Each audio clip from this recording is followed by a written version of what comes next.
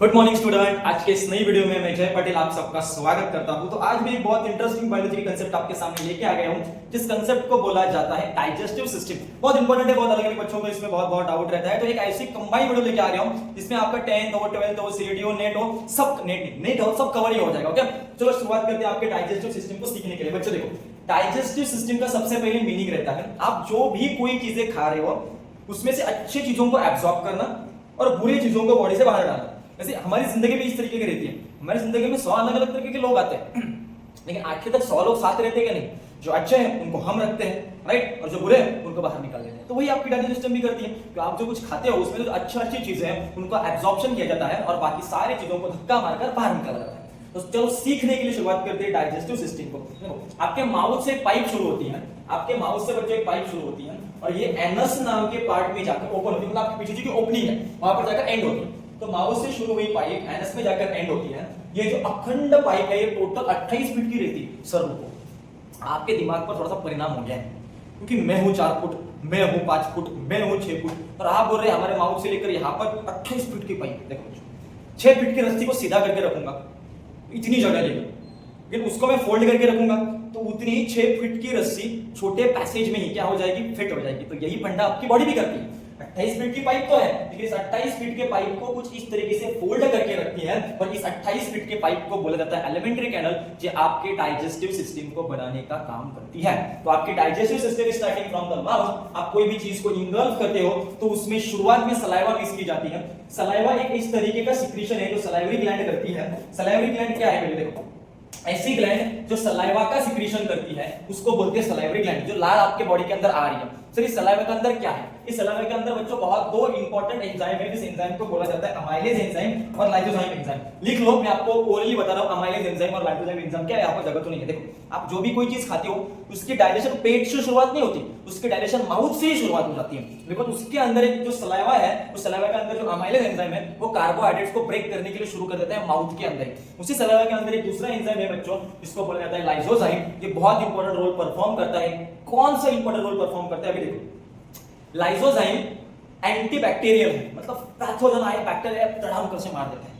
तो बच्चों पे आप देख रहे हो कि उनके अंदर बहुत सलाइवा निकलती है, तो क्यों? उनको कोई भी चीज है तो मुंह के अंदर डाल देंगे, बराबर। तो इससे होता क्या, इसके अंदर के बैक्टीरिया मुंह के अंदर लग जाते हैं तो उनके अंदर इम्यूनिटी तो पहले से ही दिखे, तो सलाइवा बहुत ज्यादा निकलती है। दिन रात कुछ भी खा रहे हो यहाँ से पूरी निकल रही है। तो सलाइवा के अंदर जो amylase enzyme, sorry lysozyme enzyme है, उसके अंदर जो बैक्टीरिया आएंगे उसको किल करते हैं। तो in normal human being, adult human being के अंदर जो फूड के अंदर बैक्टीरिया होते हैं उनको किल करने के लिए, टीथ के ऊपर जो बैक्टीरिया उनको किल करने के लिए लाइसोजाइम एंजाइम बहुत मदद करता है। कुल मिलाकर हमारे बॉडी के अंदर 6 सलाइवरी ग्लैंड है।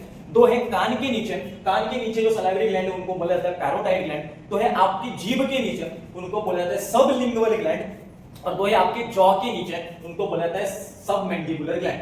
तो पैरोटाइड ग्लैंड 2 है, सबमैंडिबुलर 2 है, सबलिंगुअल 2 है। तो कुल मिलाकर कितने हो गए? 6 हो गए। कान के नीचे 2 पैरोटाइड, जीभ के नीचे 2 सबलिंगुअल, हनवटी के नीचे 2, जॉ के नीचे 2, सब मैंडिबुलर मिलाकर हमारे मुंह के अंदर किसको डालते हैं? सलाइवा को डालते हैं। फूड आ गया, सलाइवा आ गया, मिक्स करना है। तो भैया एक ऐसी चीज, धारदार चीज जिससे आज तक कितने रिश्ते नाते टूटे होंगे, भैया आपकी जुबान, ये जो टंग है, ये टंग उस फूड और सलाइवा को मिक्स करती है और मिक्स करके तुम्हारे पेट के अंदर भेजने के लिए उसको नीचे धक्का देती है। तो जब उसको नीचे धक्का दिया जाता है तो एक पाइप के अंदर पहुंच जाती है, जिस पाइप को बोला जाता है ईसोफेगस। ईसोफेगस कुछ इस तरीके की पाइप है, जिस पाइप के अंदर आपका जो फूड है वो फूड एंटर करता है। 25 सेंटीमीटर की जो पाइप है, ये 25 सेंटीमीटर वाली पाइप माउथ से उस फूड को उठाकर आपके स्टमक के अंदर लेके जाती है। तो जो ईसोफेगस है, जो ईसोफेगस एक मूवमेंट को दिखाती है, जिस मूवमेंट को बोला जाता है पेरिस्टालसिस। सर एक मिनट रुको, ये जो 25 सेंटीमीटर की पाइप है ये शायद हमारे लंग्स के बीच में जाती है। हाँ, मतलब आप वही पकड़ के चले गए कि थोरैक्स के बीच में जाती है और स्टमक में जाकर ओपन होती है। सर हमको एक सवाल आपसे पूछना है, वो सवाल सर ये है कि हमने ऐसा सुना है, ये तो किडनी वाला डायग्राम, इसके साइड में डायग्राम निकालते हैं। हमने ऐसा सुना है कि जब भी हम कोई चीज खाते हो तो हमारे स्टमक के अंदर चले तो स्टमक के अंदर एसिड एक लिक्विड ऊपर से, जब उस लिक्विड के अंदर कुछ भी चीज गिर जाती है तो फिर टुबुक करके आवाज क्यों नहीं आती? ऊपर से लिक्विड में अंदर डाल दिया तो टुबुक करके आवाज आ गई, पर इसके अंदर ऐसी आवाज क्यों नहीं आती? तो इसका मैं आपको सॉल्यूशन बता देता हूं। ये है आपका ईसोफेगस और ये आपका स्टमक। ईसोफेगस कोई खाली पाइप नहीं है, इसके अंदर आपको कुछ इस तरीके से जिगजैग फोल्ड दिखाई देंगे, जो जिगजैग फोल्ड इस फूड को धक्का मारकर नीचे उतारते हैं। मतलब आपका फूड कुछ इस तरीके से मूवमेंट हो रहा है। सीधा नहीं जाके गिर रहा है। तो जो मूवमेंट आपके फूड की हो रही है ना, उसी मूवमेंट को बोला जाता है पेरिस्टालसिस, जिसकी वजह से आपका फूड एकदम स्लो जाकर किसके अंदर गिरता है, स्टमक के अंदर गिरता है। तो आप चाहे खड़े रहकर पानी पियो, बैठ के पानी पियो, लेट के पानी पियो, उसकी जो नीचे पहुंचने की जो स्पीड रहेगी वो सेम रहने वाली है। उसके बाद डाइजेस्टिव सिस्टम का आता है अगला पार्ट। इस डाइजेस्टिव सिस्टम के अगले पार्ट को बोला जाता है स्टमक। फिर यहाँ पर एक एपिग्लोटिस नाम से लेबलिंग दी है, उसको भी एक्सप्लेन करो, तो उसको भी एक्सप्लेन कर देते हो। ये मान लो आपका माउथ है, यह है फेरिंक्स, यहां से दो पाइप निकलती है। एक पाइप है ईसोफेगस जिसको बोलते हैं फूड पाइप, और दूसरी है ट्रैकिया जो आगे जाकर लंग्स को अटैच होती है। यहां पर है आपके लंग्स। तो आप सांस जो लेते हो वो जाती है ट्रैकिया के थ्रू, और आप जो खाना खाते हो वो जाते हैं फूड पाइप के थ्रू। तो जो खाना खा रहे हैं उनको ये सिखाकर तो नहीं भेज रहे कि तेरे को ईसोफेगस के अंदर ही उतरना है, वो तो इसके अंदर भी उतर सकते हैं। तो इसलिए हमने यहाँ का ओपनिंग को क्लोज करने के लिए एक पहरेदार लगा दिया है, जिस पहरेदार को बच्चों बोलते हैं एपिग्लोटिस। इसको क्या बोलते हैं, एपिग्लोटिस बोलते हैं। तो ये एपिग्लोटिस क्या करता है, जब भी आप खाना खाते हो तो ये जो वाइंड पाइप है उसको कवर कर देता है, इसकी वजह से फूड यहाँ पर टक्कर मार के नीचे गिर जाता है। फिर ये ओपनिंग क्लोज होगी तो लंग्स के अंदर नहीं रहता। आपने कभी ना कभी सुना होगा, आपके बड़े बुजुर्ग आपको बोलते हैं कि भैया खाना खाते वक्त मत बोल, खाना खाते वक्त मत बोल। लेकिन भैया हम तो बायोलॉजी के पंडित हैं, तो बायोलॉजी के पंडित भैया तो उनको नहीं सुनेंगे।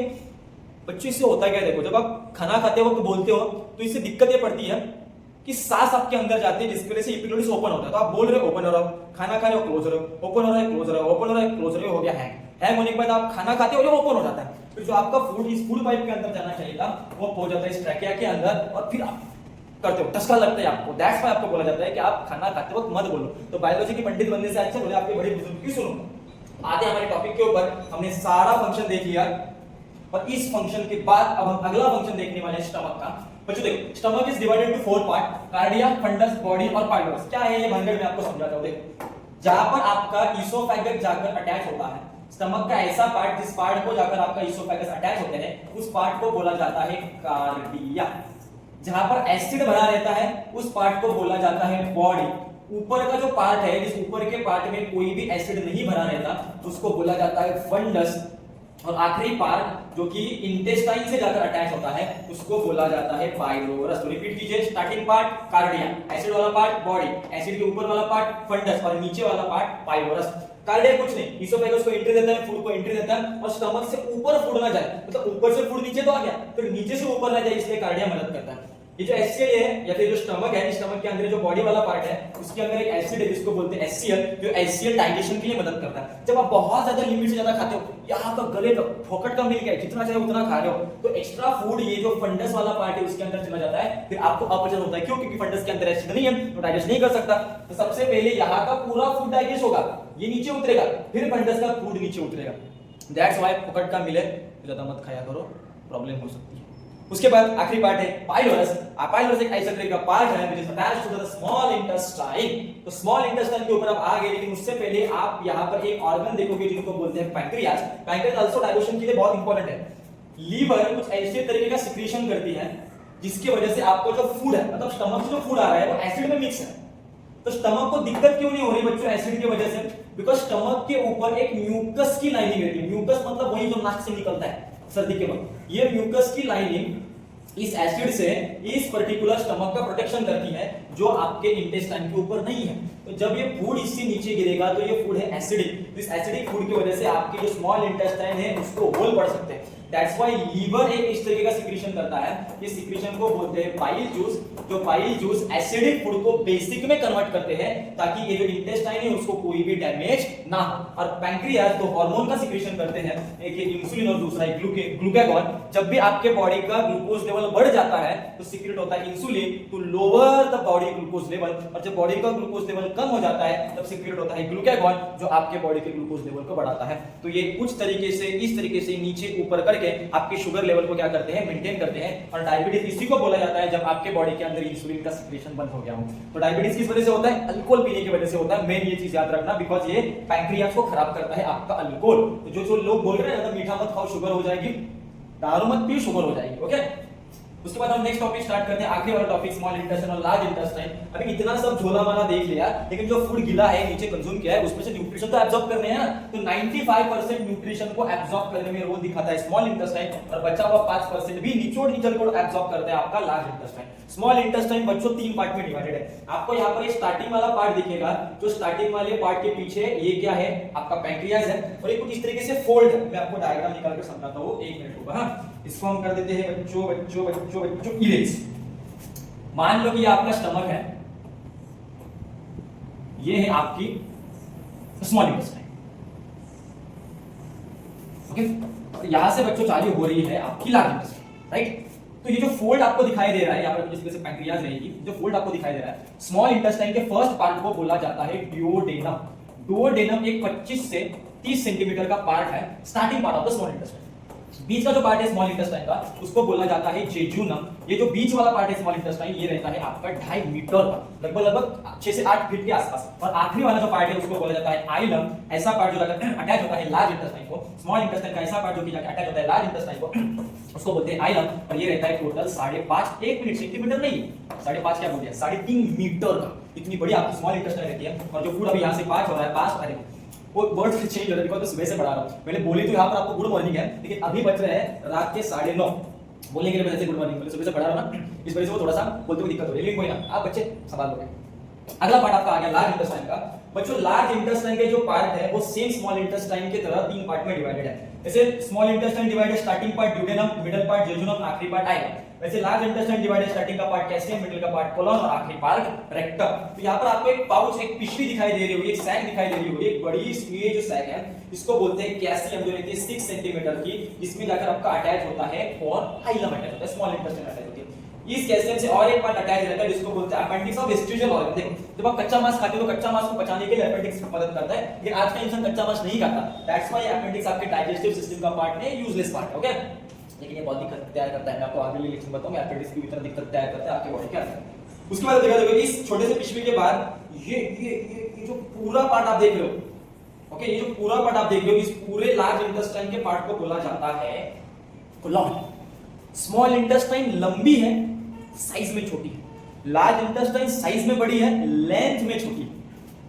तो ये जो पूरा पार्ट है, एक बार ऊपर गया है, एक बार सीधा गया है, एक बार नीचे गया है, इसको बोलते हैं कोलन। थोड़ा एक बार लेबलिंग देता हूं। कोलन का पार्ट जब ऊपर जाता है तो इसको बोलते हैं असेंडिंग कोलन, सीधा जाते हैं इसको बोलते हैं ट्रांसवर्स कोलन, और नीचे आता है तो उसको बोलते हैं डिसेंडिंग कोलन। एक बार वीडियो रिवर्स करो और समझो कि जैसे सर ने अभी क्या बोला। यहाँ पर मैं आखिरी टॉपिक अभी आपको समझाने वाला हूं। आखिरी topic of the large intestine और part of the large intestine, that is rectum. ये भैया टंकी है, इसमें आपका फीकल मैटर मतलब वेस्ट मटेरियल स्टोर होगा, और सुबह-सुबह ये प्रेशर क्रिएट करेगा, मसल को खोल देगा, और आपकी आखिरी ओपनिंग है एनस। इस एनस से वो क्या होगा, बाहर निकलेगा, क्योंकि जो आया है जिंदगी में वो जिंदगी से बाहर भी जाने वाला है। That's for overall total digestive system. Video कैसे लगे बच्चों कमेंट सेक्शन में जरूर बताना, कुछ गलती होगी उसको भी बताना, वीडियो में इसको रिपीट नहीं करूंगा। यहां तक वीडियो को देखने के लिए धन्यवाद, मिलते हैं नेक्स्ट वीडियो में।